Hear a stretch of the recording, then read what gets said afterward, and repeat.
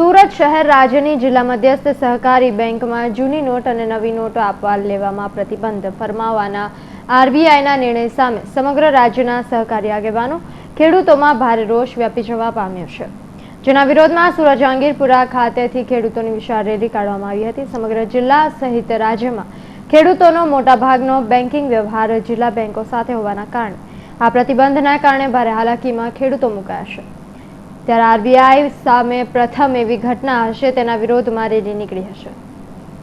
The Surat district cooperative બેંકને Gujarat state cooperative bank દ્વારા ₹1000 અને 500 ની ચલણી નોટ સ્વીકારવામાં ના પાડતા સુરત અને તાપી જિલ્લાના ગામડામાં સતત 4 દિવસથી ચાલતી હાલાકીમાં વધારો થયો છે।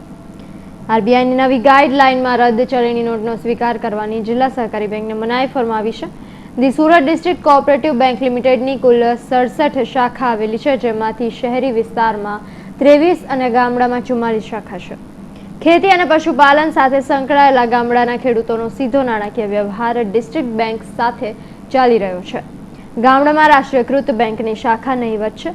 ભારત સરકાર દ્વારા 1000 અને 500 ની ચલણી નોટ રદ કરી દેવાના નિર્ણયથી ખેતીનું અર્થતંત્ર ખોટવાયું છે। ત્યારે 1000 અને 500 ની રદ થયેલી ચલણી નોટ સ્વીકારવાની ના પાડતા ગામડાના લોકો અટવાઈ પડ્યા છે। ત્યારે આ નિર્ણયના વિરોધમાં જહાંગીરપુરા ખાતે સહકારી આગેવાનો, મંડળીના સભ્યો તેમજ ખેડૂતોની જંગી સભા મળી હતી, જેઓએ એકી અવાજે આરબીઆઈના નિર્ણયને વખોડી કાઢી શનિવારે મહારેલી કાઢી હતી। રેલીમાં 200 થી વધુ ટ્રેક્ટર અને ટ્રક સાથે બળદગાડા અને મોટી સંખ્યામાં મોટરસાયકલ લઈ રેલીમાં જોડાયા હતા।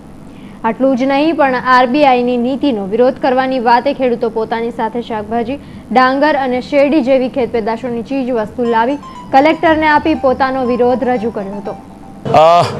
ડિમોનિટાઇઝેશનને લીધે ગામડાના ખેડૂતને જે તકલીફ પડે છે અને એના જે ઉત્પાદનો છે એને રોકડમાં રૂપિયા મળતા નથી ને એના ઘરમાં જે રૂપિયા છે થોડા ઘણા એ બેંક સ્વીકારતી નથી।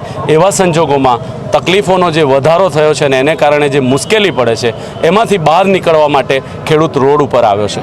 તો અત્યારે તમે શું કરવા અમારા જે ઉત્પાદન ખાસ કરીને મગફળી, કપાસ, ડાંગર અને શેરડી, શાકભાજી અને દૂધ એના રોકડમાં કોઈ ખરીદનારા નથી, એટલે અમે સરકારને કલેક્ટરના માધ્યમ દ્વારા એ સંદેશો આપવા માટે આવ્યા છે કે અમારા આ ઉત્પાદનો રોકડમાં તમે ખરીદો અને રોકડ રકમ અમને અપાવો। તમારી માંગની સ્વીકારવામાં આવશે? અમે આગામી દિવસોમાં ખૂબ જલદ કાર્યક્રમો આપવાના છીએ।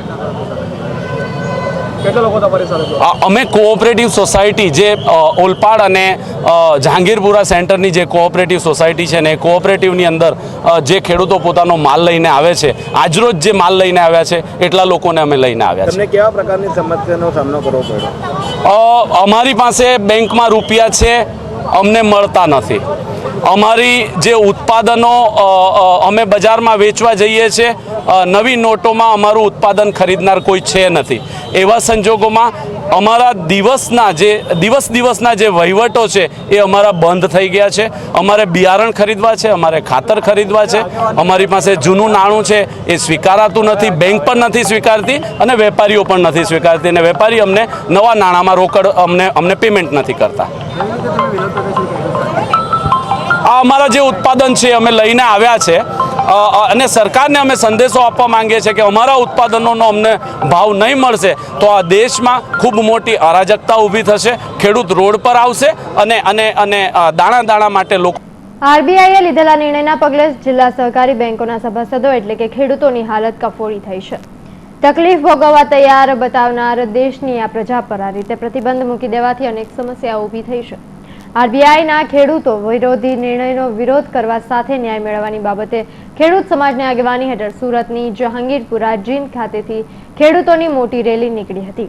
આમાં આરબીઆઈના નિર્ણયનો વિરોધ કરવાની વાતે જિલ્લામાંથી મોટી સંખ્યામાં ખેડૂતો અને સહકારી મંડળીના આગેવાનો જોડાયા હતા। ખેડૂતોએ રેલીમાં વિરોધ નોંધાવતા દૂધને રસ્તા પર વહાવી દીધું હતું। સાથોસાથ ખેડૂતોએ રેલીમાં અનાજને પણ રસ્તા પર ફેંકી દઈ પોતાનો રોષ વ્યક્ત કર્યો હતો। રેલીમાં શેરડી ભરેલા ટ્રેક્ટર સહિતનો કાફલો જોડાયો હતો। સુરતમાં આરબીઆઈના વિરોધમાં નીકળેલી ઐતિહાસિક રેલીમાં મોટી સંખ્યામાં ખેડૂતો જોડાયા, જેના લઈને સમગ્ર વિસ્તારમાં ટ્રાફિક જામની સમસ્યા ઉદ્ભવી હતી।